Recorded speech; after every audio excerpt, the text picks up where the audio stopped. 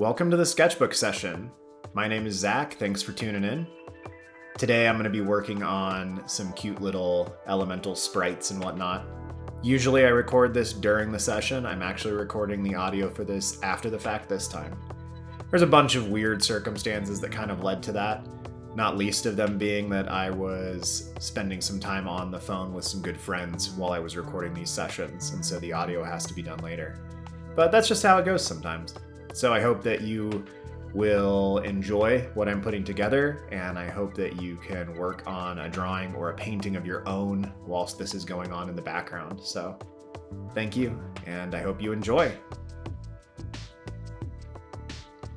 I've had some weird and kind of interesting mental processes and structures to think about concerning my art and videos over the course of the last couple weeks.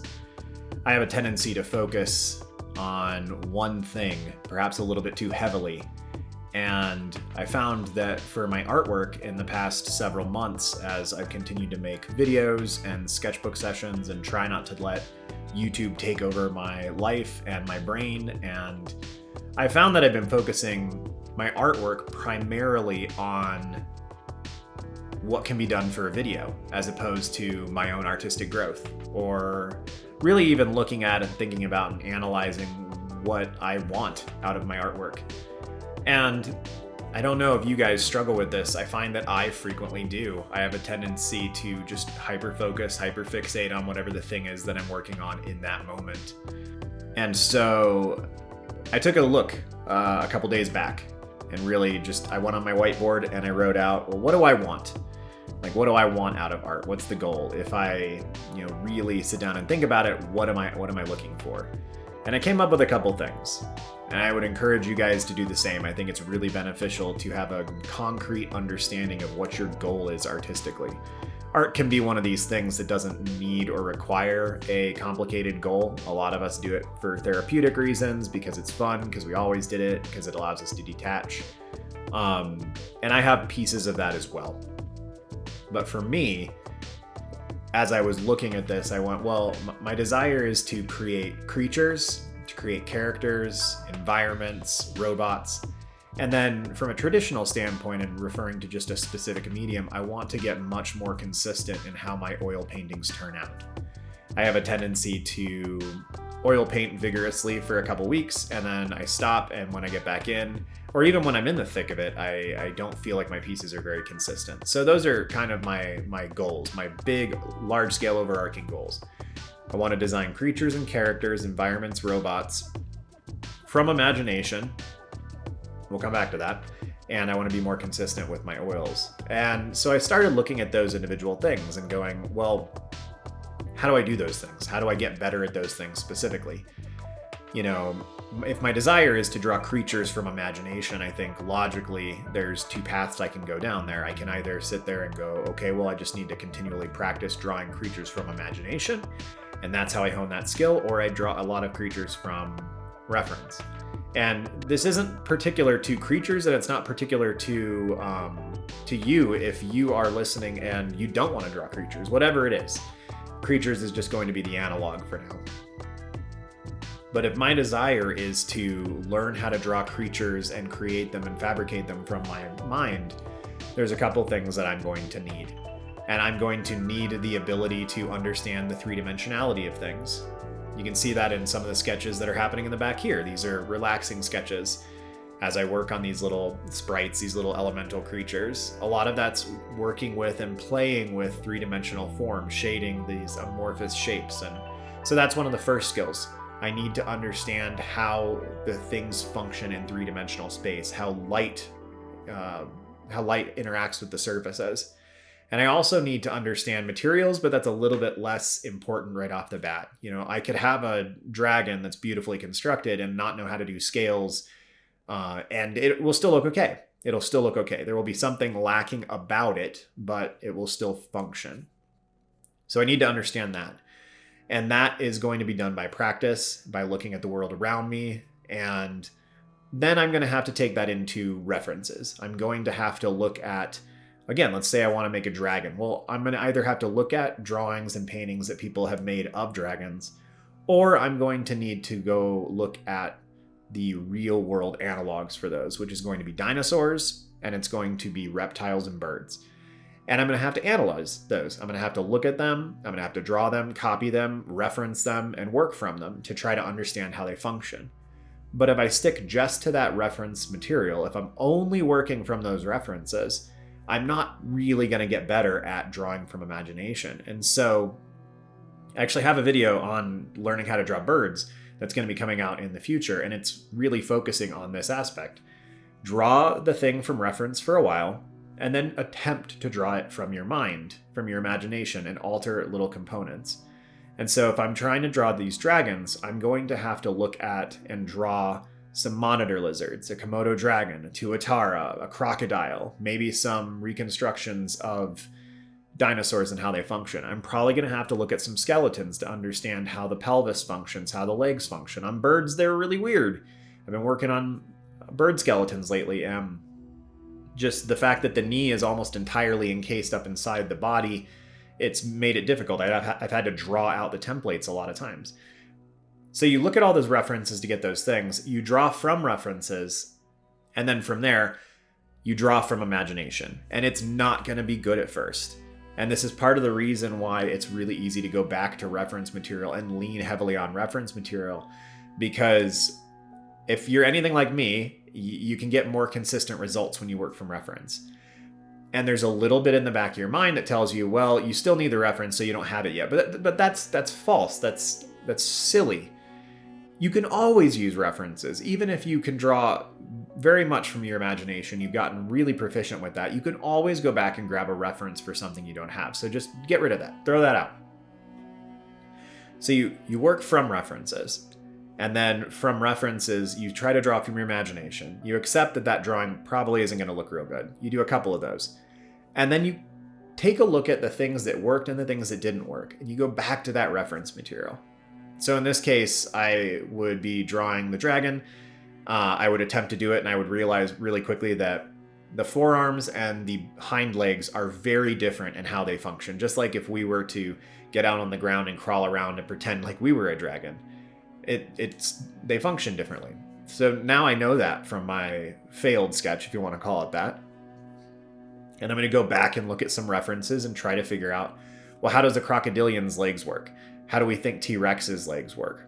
And analyze those specifically, draw maybe a half dozen more examples, and then come back and try to draw from imagination again. And that seems to be the best way to grow. And it's hard because it's difficult to keep throwing yourself against the wall. And a lot of times art can feel like one of those things that we should be enjoying the whole time we're doing it. But it's a skill. It's really not that different than developing your ability to do geometry or algebra. And if you keep that in mind, you can kind of give yourself a little bit you can give yourself a little bit more mercy and grace when it comes to the struggle that you have with it.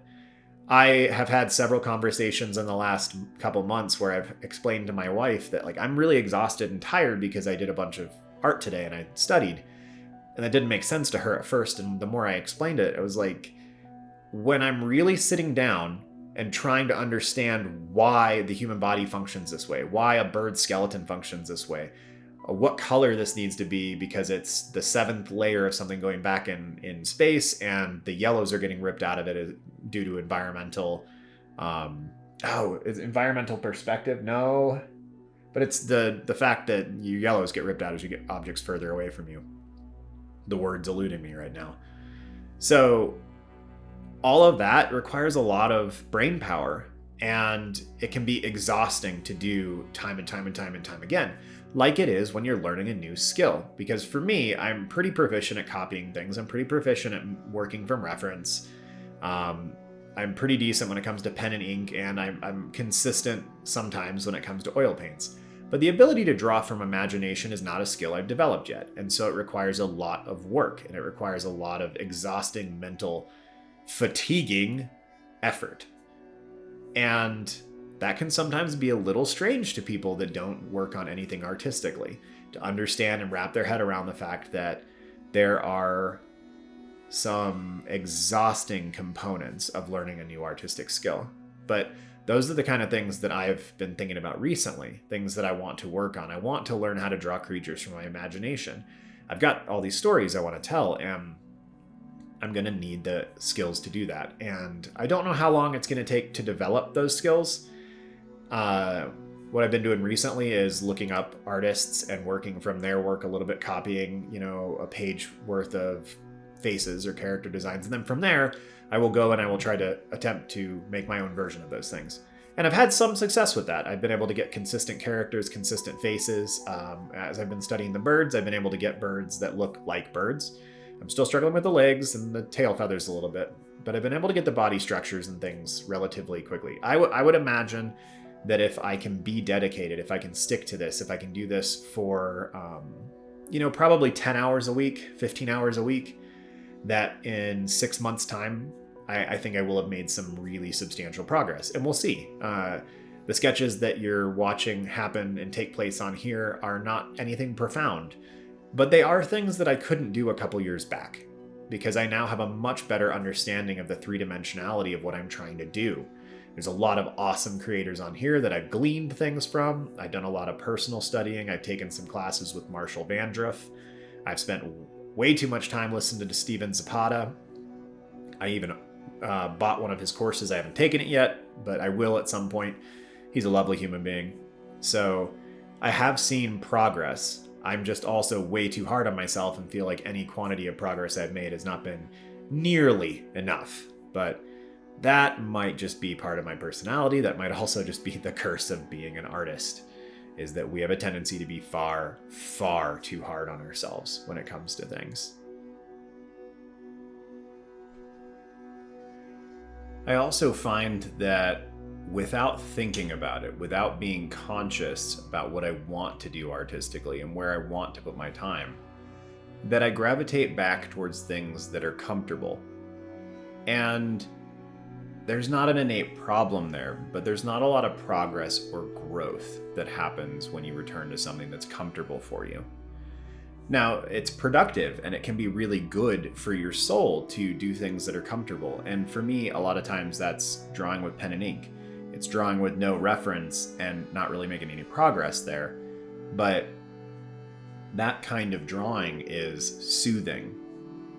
But I end up getting to the end of many of those sessions and I feel let down by the fact that things didn't turn out as well as I wanted them to, or they weren't as productive, or I didn't grow through them. And that's frustrating. And it's frustrating because I want to grow. And I've mentioned this in prior videos as well, that having a good understanding of your artistic goals and where you want to go will will help you avoid some frustration and will help you get to where you want to be. And I frequently forget that I have these goals. I have specific goals, things that I want to attain, things that I want to work toward. And I just slide whenever I'm not contemplating actively. I slide back into what's comfortable. And it's not a sin. It's not a terrible trait, but it is counterproductive to what I want for the majority of my artwork. That being said, I think that especially after you've worked on things that have been exhausting, it can be really beneficial and productive to keep working, but return to something that is lower stress, something that is a little bit more enjoyable, that comfortable art. I try to treat myself to it almost like I would dessert now, where after I've been productive, after I've gotten some art done, after I've worked through things, I try to come back to that and let that be like, oh, good, I did this. Now I can have the cherry at the bottom of my cocktail. Now I can have, the other food metaphor that my brain's not coming up with at this moment. But when you get to the end of a meal and then you get to have that piece of food or that nice dessert that you set apart, that was a separate thing that you earned via the act of the other thing, then it can be a beneficial thing. I've tried to do that recently with video games as well, which is difficult because I love video games. They're a wonderful detachment from things, and though life has been really good lately for me and my family, video games are just a wonderful nostalgic thing for me to return to. And I've tried to treat them the same way, and with some productive results. I try to only play late at night after my daughter has gone to bed, after my wife has gone to bed. I made the terrible / amazing decision of putting a Switch dock in the room that we work out in. So while I'm running on the elliptical, I can actually play my Switch, which has been great until I tried to play Breath of the Wild and realized that, oh yeah, there's gyroscopic controls for this, and that was bad. But I've tried to sequester my video games to a place in my life where they're dessert. There's something I get to do at the end of the day after I've been productive. And again, it's been pretty beneficial. Every once in a while I hit a day where I'm sick or life's been hard, and I have to try to give myself some grace and be like, you're allowed to have some downtime today, Zach. Like you can sit down and you can play, or you can put some Legos together or something. And I think that that's really good. And I would encourage any of you that are listening, do that as well. Find things that you can do that help you center yourself, that help you to manage your emotions. Do things that help you be rewarded for the things that you don't necessarily want to do, but you have to do in your life. There's a reason why a lot of people who work standard jobs get to the weekend and slack off and don't do a whole lot, because work's hard. And a lot of people don't necessarily like their jobs. And so they reward themselves on the weekends with these things that they enjoy doing, these things that they like doing, and they get some benefits out of. So I think that can be a really good thing. But again, like the starting of this point, you have to be careful not to let your comfort area be the only area you reside in. If you want to progress, if you want to grow, then you have to push towards things that are difficult and not comfortable. And yes, that's hard. We've all been there. We all know it's hard, and that's just how it always is. Drawing these little guys is fun. I don't know what it is. I think partially it's the fact that there's not a lot of discernible features, like everything about them is kind of amorphous.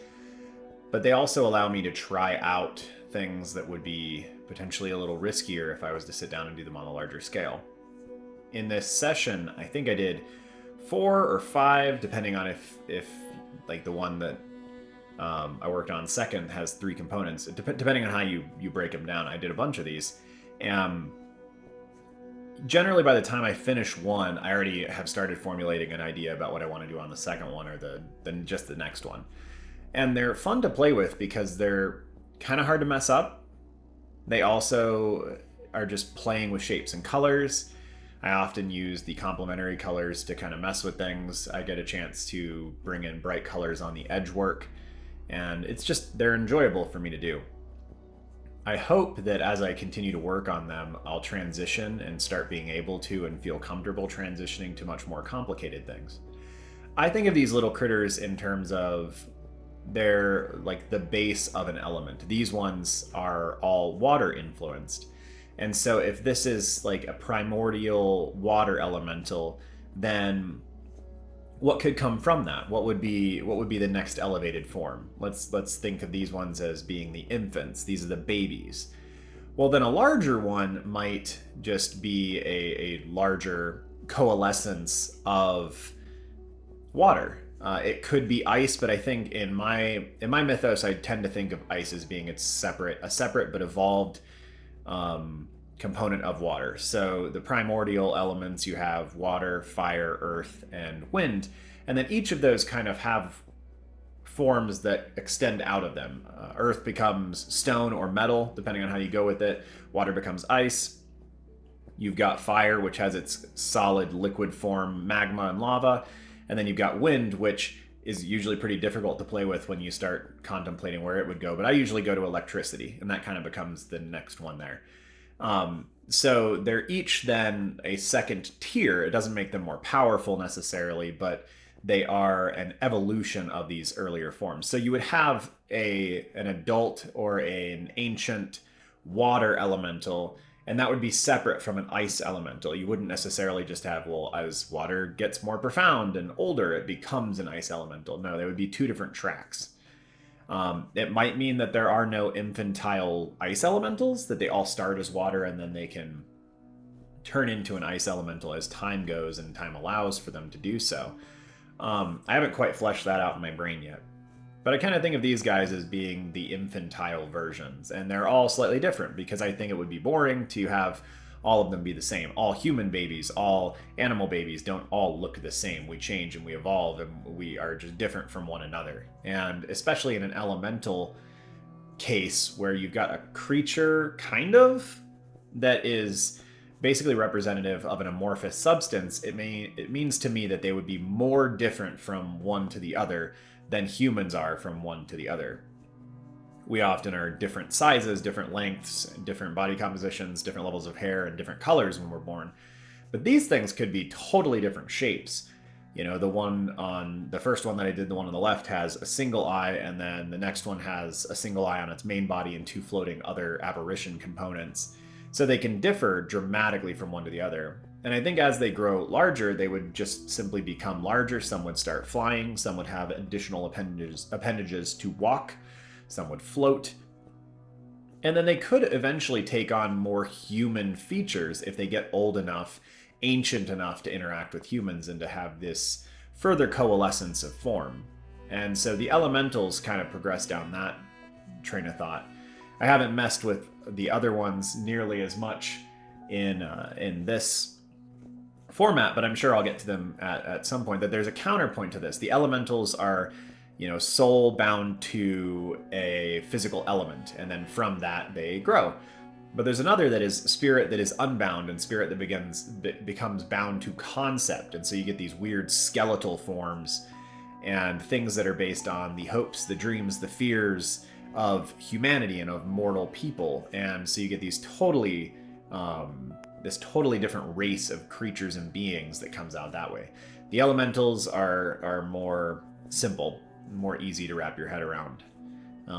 Maybe in another session I'll kind of ramble further about, I think they're called the Tanari and the elementals and the war between the two of them, and all these random ideas that are not bound to anything except for weird places of the echo chamber of my mind. But there's a lot in there, and as I continue to develop these artistic skills like I talked about earlier in this session, I'm hoping that I'll be able to bring more of those things to light. I'm hoping that I can work on some character development components too, where I could easily start putting together little comics or something to tell stories with these little critters. It would just give me an excuse to draw them more. It would give me some accountability to get them out in the public so other people can see them more. And I think would be beneficial to all parties involved. I'm speaking so fast because these things make me excited. I like talking about these things. And I would like to tell more stories with my art, which should really go back into being one of the things that I talked about earlier that are the skills I want to develop. Like one of those is really storytelling. But for me right now, I need to become proficient at the other pieces, or at least I've tricked myself into thinking I need to become proficient at the other pieces of this puzzle before I can really dedicate a lot of time there. And maybe I'm wrong. Maybe I should start trying to tell stories now, and I kind of have an inkling that way. And that's actually a lot of my drawings in the last week have been things that have been focused on trying to tell a story. I've been doing little comics in my sketchbook of my daughter, a little comic version of hers based off of a couple books, a little bit of Calvin and Hobbes in there, and trying to tell little stories about her and her funny little things she does. Kind of fun for her to see daddy's doing sketches of her and drawings of her, but it's also she turns 4 tomorrow, and having a little almost 4-year-old around the house, there's a lot of hilarity, a lot of funny things. The other day she was super stoked to go get octopus tacos, and we went to the place, and lo and behold, it was Cinco de Mayo, and so the place we were going was way overcrowded. And she was a little bummed, but she adjusted really well, and we went to a different place, and we got birria, which was awesome, and I got to eat goat, which made me so happy. My daughter tried ordering her octopus tacos at the restaurant, even though they didn't have them there. And so she settled for goat, and she settled for a tamale. But just the fact that this little almost 4-year-old was asking the waiter to get some octopus tacos And then, settled for goat instead was, I thought it was funny. And I was like, how can I put this into a little comic and tell this story? Because I think this would crack people up. And so, yeah, that's been a focus too, is a part of what I'm thinking about is how do I tell stories? I've got stories I want to tell. I've got funny things that happen in my life. I've got this crazy little critter that lives with us. And we live out in the mountains and have all kinds of funky things happening. And so there's a lot of funny, odd stories that I could tell and hopefully just make somebody's day or just give them a chuckle or a laugh. And I think as artists, so many of us are storytellers in some regard. And we have these things that we want to get out. And some of it's we want the validation and we want the other people to be like, yay, look at you, and give us accolades. But also, like, I think we just have things we want to get out there. Like, the things just need to get out of our brain and onto paper and, or canvas or the internet or whatever. And there's less of a care about the fact that other people see it than there is about it getting out of the confines of our mind. And so, yeah, that's just, that's another aspect of what I've been thinking about concerning my goals, my artistic tendencies, my desires, and all these places I want to go. And there's so many fun things, so many cool things you can do and stories you can tell that, like, goodness, just draw, people, all of you, just start drawing, start painting, do this. It's exciting. There's so much that we can do and that we can tell, and that we all have stories. Well, we don't all have stories, but most of us have stories that we want to get out there and that the people around us would benefit from hearing. I suppose when I say all of us have stories, I'm talking to all the fanatical art people who are still watching at this point in the video, who are hopefully, in that train of thought and have exciting, cool things they want to talk about. And if you don't, then you still benefit from people in your life that do, from movies, from comics, from all these other things. So, but if you are here and you're listening to me speak right now as I draw weird little critters, I want to know what you're drawing. I want to know what you're doing, and I want to see what's happening there. And I want all of us to have an encouraging space to keep progressing, to keep putting down on paper, on canvas, and to do and illustrate and show things. And the world just becomes a better place because we're creating, because we're building things. And yeah, that's the hope here, right? That's all there is to this. So,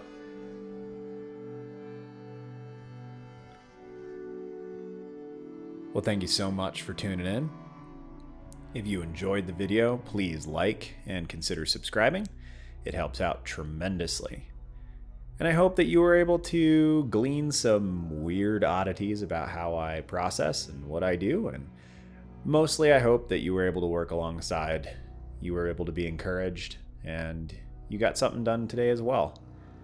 So thanks again. Have a good one, y'all. See you soon.